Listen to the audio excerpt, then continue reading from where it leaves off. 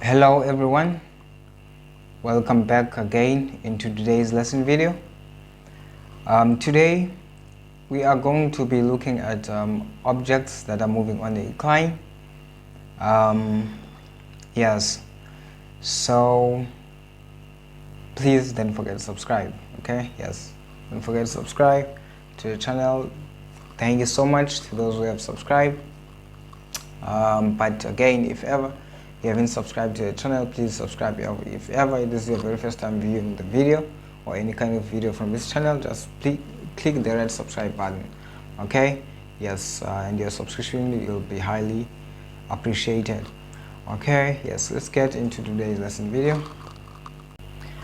Okay, so guys, let's jump straight to the question. So okay, for answers, so 10.1.1, let's start with 10.1.1. okay, so you can see that you have given that the 8 kg block is moving at a constant speed. Okay, it's moving at a constant speed and it's being pulled upwards by a force of F, and our block 8 kg is block P.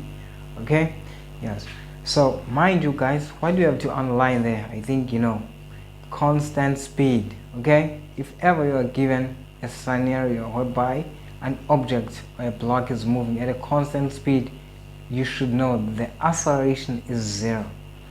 Okay, is 0 meters per second. Acceleration is zero. Okay, yes.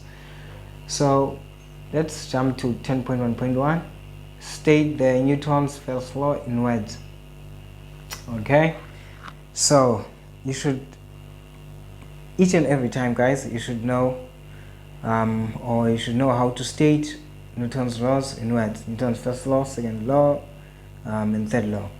So you should know guys. Okay, it's vital. It's going to come out during our exams. So Newton's first law. Okay, Newton's first law states that an object, it's a singular form, so sorry, an object will remain at rest or on its uniform motion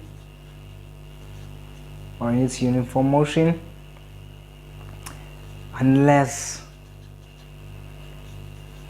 there is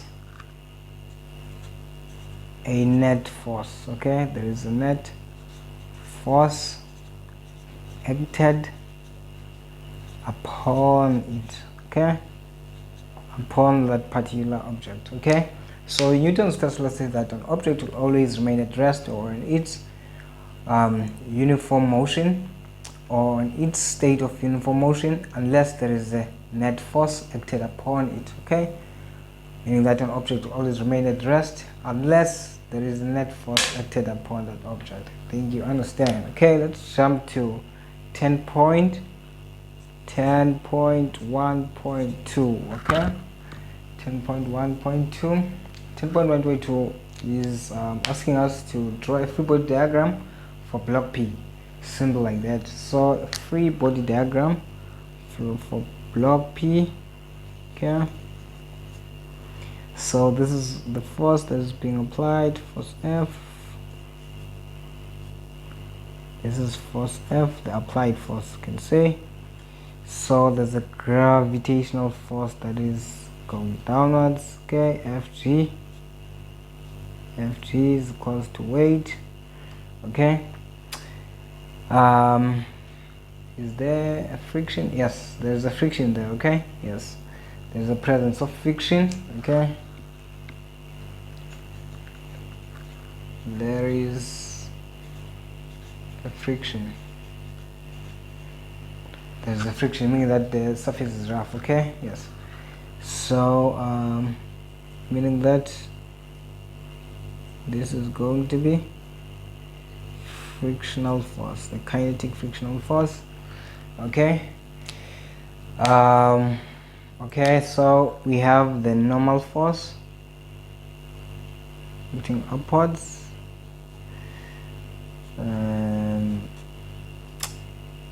okay, so this is the gravitational force, the kinetic frictional force, the force applied, etc. Okay, it's okay. That's your free body diagram. That's very correct.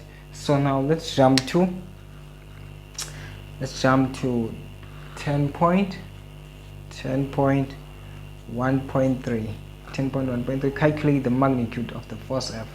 So let's calculate the magnitude of the force F. Okay, mind you, again guys, what I told you is that in each and every calculations of or when dealing with the objects that are moving on the incline, you should or you must first, this is my advice, you must first find the components, the vertical component and the horizontal component, which is our gravitational component that's acting perpendicular and our gravitational force that is acting parallel, meaning that we have gravitational force that's acting perpendicular and gravitational force that is acting parallel. Okay, perpendicular component and the parallel component, two components. So let's find them. Okay, let's find them. Okay, so there is the easiest way to find them to those who are used, okay, into these kind of calculations. Okay, so we have, if ever you want to find the FG that is acting parallel, I mean perpendicular, it's going to be FG perpendicular is equals to what? Is equals to mg cos theta, and FG parallel is equal to FG sine theta. Okay, that's how it goes. But others might be confused. Where does this come from? Okay, and it's vital for you to know. Okay, yes, in order for you to generate a lot of information that can work diligently and more interesting. Okay, so let's first draw our free body diagram so that you can look for these forces, these components, I mean. Okay, let me draw a free body diagram here. Okay, so we have this free body diagram.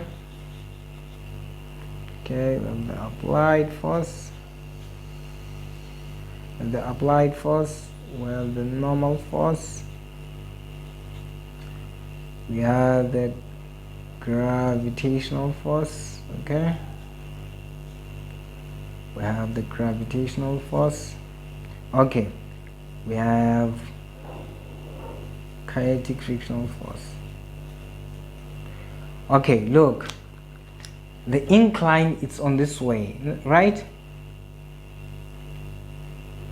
The incline, it's on this way, right?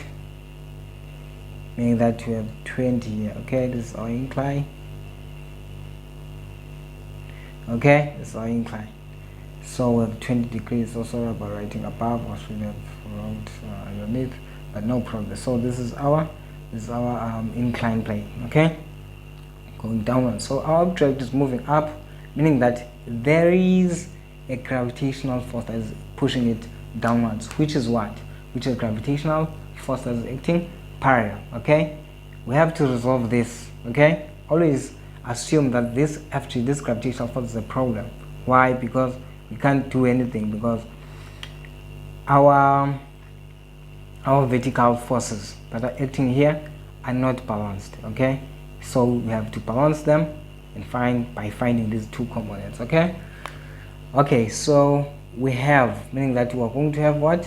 We are going to have this, okay, gravitational force that is acting perpendicular, FG perpendicular, and we are going to have what?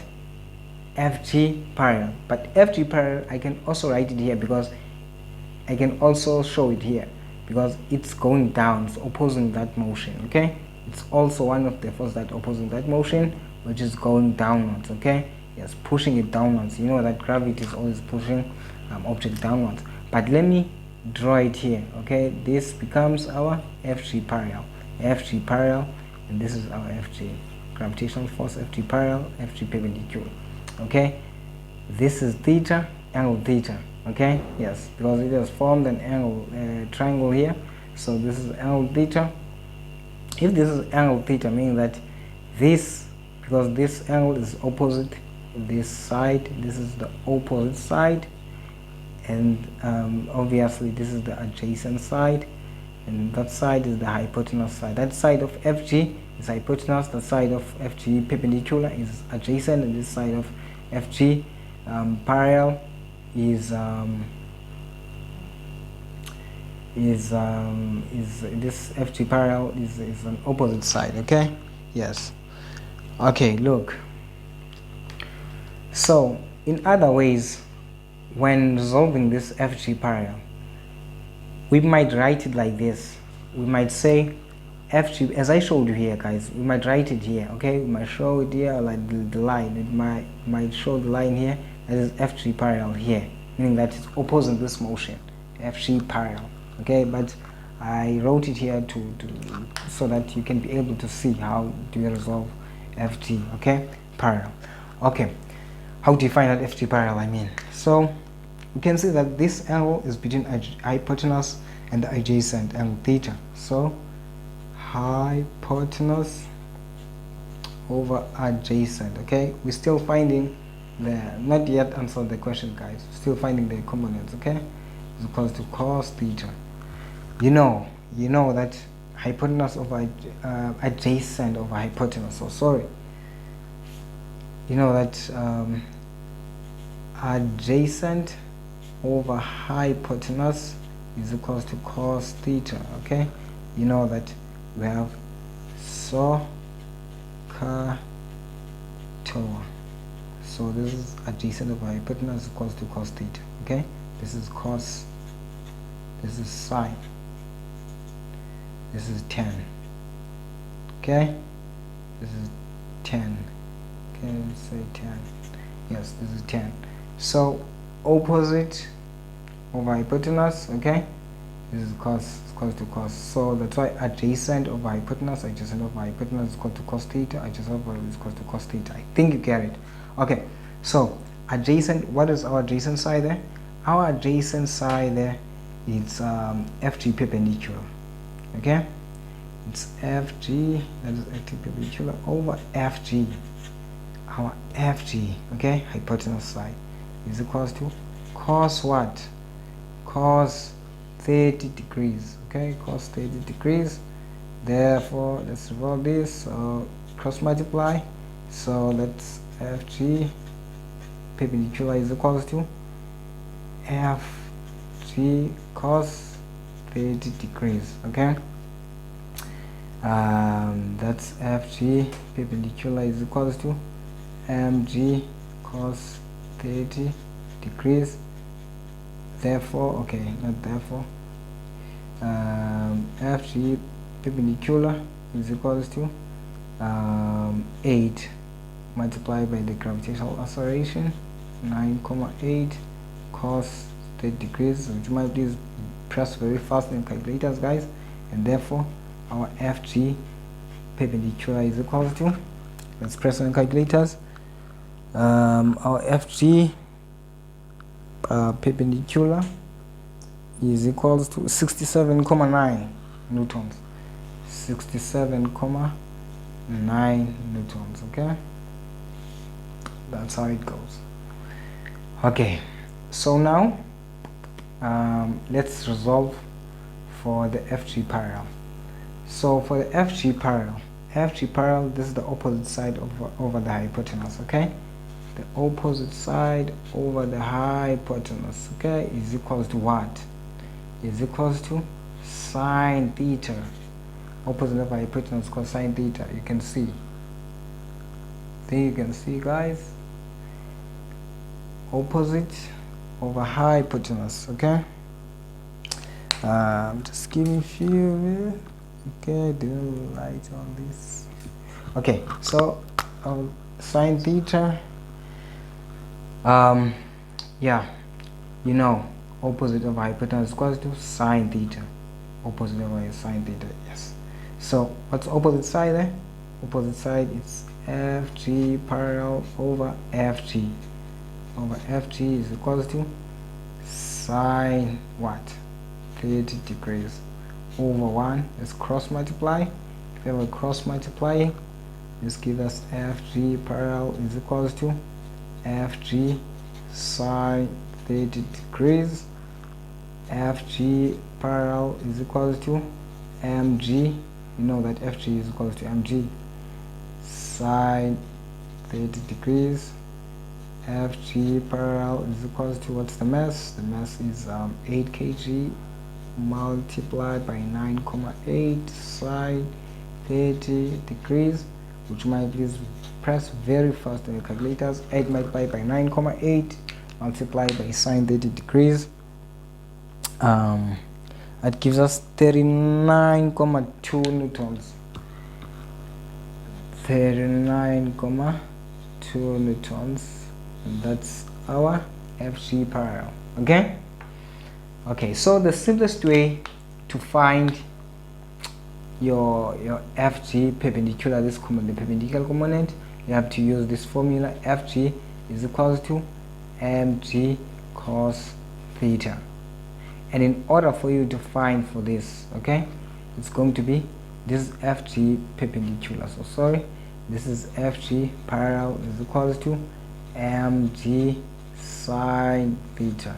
Okay, so the parallel side is sine and the perpendicular side it's cos theta. Okay, that's how it goes. So you are going to substitute theta in depending on the angle that you have given in this area. Okay, yeah. So that's how it goes. So this is the shortest way, but I'm just doing it very, very long for you guys to understand, because it's a lesson. Okay, so answering there 10.1.3 was saying calculate the magnitude of the force. Okay, so 10.1.3, okay, 10.1.3, let's say the magnitude of the force of F. Okay, let's calculate force of F. F net is equal to mass multiplied by the acceleration. What are all forces acting there? All forces acting there, it's your F minus, that is being opposed by the frictional force, by the kinetic frictional force, and being opposed by minus that is being opposed by this gravitational, okay, this gravitational force that's acting parallel. Okay, gravitational force that's acting parallel is equal to, what's your mass? Your mass is 8 multiplied by what? 0. Constant speed, it's moving on a constant speed. Okay, F minus, what's your kinetic friction? The kinetic frictional force between the block and the surface is 20,37 minus FG parallel. FG parallel minus 39,2 is equals to 0, and therefore the force of F will be equal to what? Add 20,37, let's add 20,37 plus 39,2. 20,7 plus 39,2, and that's 59,57. 59,57 newtons. That's your applied force, or your force of F. That's in that diagram. So now we have to calculate for 10.1.4. So 10.1.4, calculate. Okay, so the force of F is now removed and the block accelerates down the plane. So meaning that, you know that the moment maybe you stop pulling that 8 kg block, it's on an incline, meaning that there will be a gravitational force that's acting parallel, pushing that 8 kg block to move downwards. Okay, yes. So now it's removed. Force of F is removed and the block accelerates downwards. Obviously the kinetic frictional force remains 20.37 newtons, but the frictional force doesn't change. Okay, because the surface doesn't change as well. It makes sense. Okay, so the question says calculate the magnitude of the acceleration of the block. Okay, so meaning that you're going to have the net, the acceleration, the net force is equal to ma. Okay, what are all net forces acting on that object? If ever the F force is not there, meaning that it's going to move downwards, it's going to be F. Okay, FG parallel. Okay, that is pushing that block downwards. Okay, FG parallel is pushing that block downwards, minus being opposed by a frictional force that is still there, by a kinetic frictional force that is still there, is equal to, what's the mass? 8 multiplied by the acceleration. So what's your FG parallel? Your FG parallel is 39.2. I think you can see the importance of finding first finding the components, the perpendicular component and the parallel component. So 39.2 minus, what's your kinetic frictional force? It's 20.37 newtons, which is equal to 8a. So what's 39.2 minus 20.37? Let's calculator. 39.2 minus 20.37, that gives us 18.83. so that's 18.83 is equal to 18a. So divide that by 18 and divide also this one, okay, by 18. So this cancel this. Our a is equal to what? 18.83 divided by 18. Personal calculator. 18.83 divide by 8. No, divide by 8. So sorry, this is 8. Sorry, not 18. 8. So now I'm getting frustrated. Okay, so this is divided by 8. This is 8 divided by 8. So 18.83 divided by 8. So our acceleration is equal to 18.83 divided by 8. Press a calculator.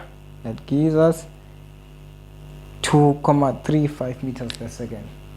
Okay, 2.35 meters per second. Please guys, be careful with your meters per second squared. Okay, be careful with your be careful with your what I wanted to say, be careful with your rounding off. Okay, when rounding off, just be very careful. Okay, yes. So because you are going to be penalized if ever your rounding off skills are not on point. Okay, okay, look, that's the end, I believe.